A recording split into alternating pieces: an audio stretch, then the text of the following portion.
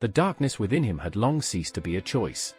It was an inheritance, a suffocating cloak woven from regret and power, a permanent echo of a man he had once been, a man he had meticulously buried. It was not the predictable tremor of the Force, nor the calculated pronouncements of his master.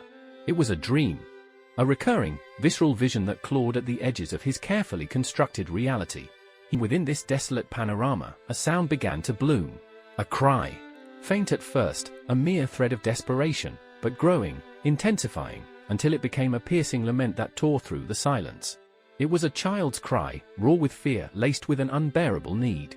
He felt an inexplicable pull, a resonance that bypassed his hardened defenses, a chord struck deep within the buried remnants of Anakin Skywalker. It was a child's fear, a child's plea.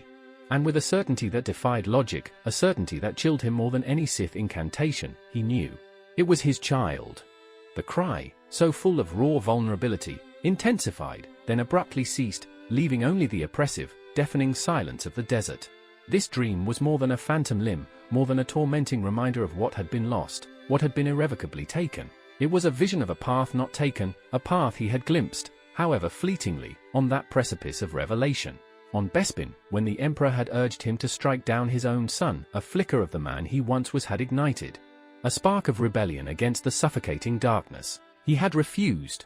In that moment, when the galaxy expected him to embrace the ultimate act of Sith cruelty, he had chosen to spare the boy. That act of defiance, that sliver of Anakin's buried compassion, had been a seed. And that seed, nurtured by the persistent, spectral echo of his child's cry, had begun to sprout in the barren wasteland of his soul.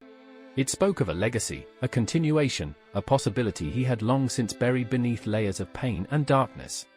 It spoke of a son he had seen, a son he had chosen not to destroy.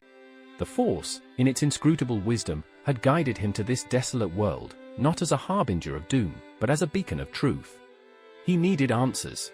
He needed to know if the echoes in his mind held the substance of reality, if the child he had spared was truly his own. He moved with the precision of a phantom, ensuring his mission remained veiled in secrecy. He was no longer merely the Emperor's enforcer, the harbinger of fear. He was, in the deepest, most buried recesses of his being, a father, seeking the truth of his existence, seeking the child he had chosen not to claim in the Emperor's name. Like himself, in his darkest hours.